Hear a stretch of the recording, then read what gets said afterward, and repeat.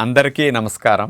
June 21వ తేదీ అంతర్జాతీయ యోగా దినోత్సవ సందర్భంగా మనందరం కార్తీక మాసం ధనుర్మాసం లాగా జూన్ మాసాన్ని యోగా మాసంగా గుర్తించి నెలంతా శారీరక మానసిక ఆరోగ్యాన్ని పెంపొందించుకోవటానికి నిజ జీవితంలో యోగాను ఒక భాగంగా చేసుకుని అందరూ ఆచరించాలని మన ప్రధానమంత్రి శ్రీ నరేంద్ర మోడీ గారు మరియు ఆంధ్రాను యోగాంధ్రగా మార్చాలని ఆంధ్రప్రదేశ్ ముఖ్యమంత్రి శ్రీ నారా చంద్రబాబు నాయుడు గారు ఇంటింటికి యోగా చేరాలని సంకల్పించారు.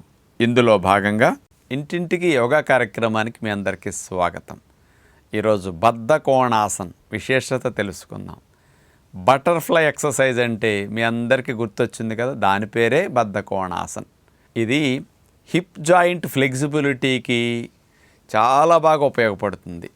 ఈ ఆసనం అండి మగవారి కంటే ఆడవారికి చాలా బాగా వస్తుంది. మగవారికి చాలామందికి ఈ గజ్జల భాగాల్లో బాగా టైట్గా ఉండి కాళ్ళు నేల దాకా వెళ్ళి ఆనవు. అదే స్త్రీలకు బాగా వస్తుంది. ఈ ఒక్క ఆసనం అండి ప్రెగ్నెన్సీ రావటానికి, ప్రెగ్నెన్సీ ఉన్న 9 నెలల పాటు చేయటానికి, డెలివరీ అయిన తర్వాత కూడా బాగా చేయటానికి ఉపయోగపడే బెస్ట్ ఆసనం అని చెప్పొచ్చు అన్నమాట. అట్లాగే కొంతమందికి మూత్రం నియంత్రణ లేకుండా చుక్కలు పడుతుంటాయి.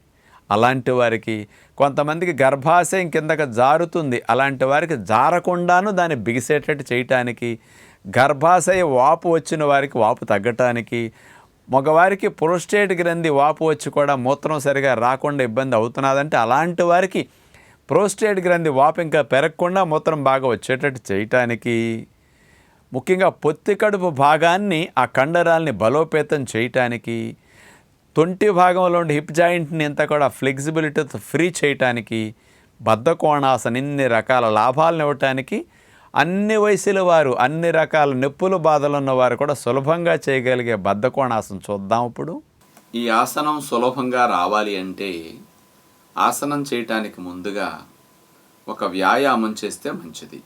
అదే బటర్ఫ్లై వ్యాయామం. చూడండి ఎలా చేయాలో.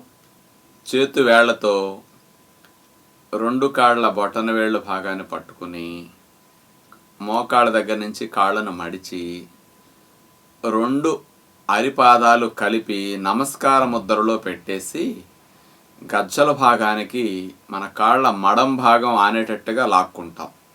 ఆ తరువాత చేతి వేళ్లతో పాదాలు ఎట్లా పట్టుకుని 2 కాళ్ళని రెక్కలు కదిపినట్టుగా మనం కదుపుతాం పైనుంచి కిందకి.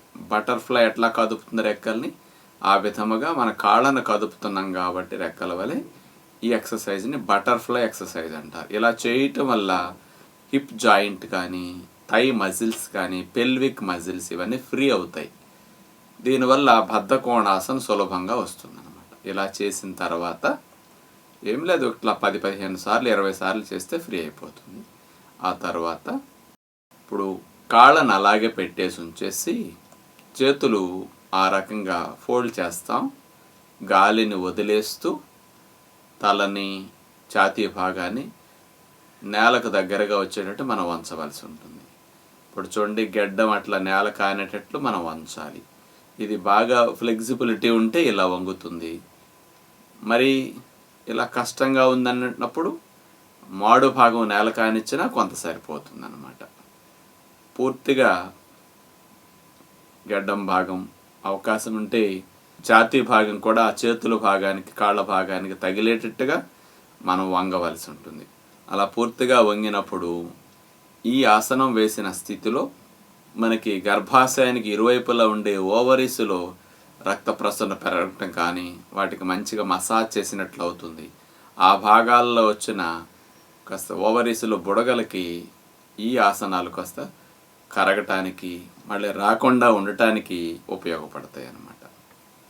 ఉండగలనంతసేపు బద్ధకోణాసనాలు అలా ఉంటాం, ఉండలేనప్పుడు మెల్లగా గాలిని పీల్చుకుంటూ పైకి లెగుస్తాం.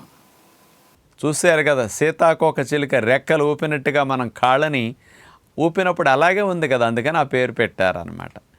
మరి ఇది కాలక్షేపంగా కూర్చున్నప్పుడు, ఖాళీగా ఉన్నప్పుడు కూడా మీరు చేసుకోవచ్చు. పెద్ద శ్రమలేని ఆసనం. ఈ రోజుల్లో హిప్ జాయింట్ కూడా చాలామందికి సర్జరీల వరకు వెళ్ళి ఆ బాల్ చేంజ్ చేయించుకోవాల్సిన స్థితి వస్తుంది. ఈ ఆసనం చేస్తే అలాంటి సంబంధమైన సమస్యలు హిప్ జాయింట్ కూడా రాకుండా ఉంటాయి. కాబట్టి ఇలాంటి మంచి లాభాల కోసం బద్ధకోణాసనం చేస్తే బాగుంటుంది. నమస్కారం.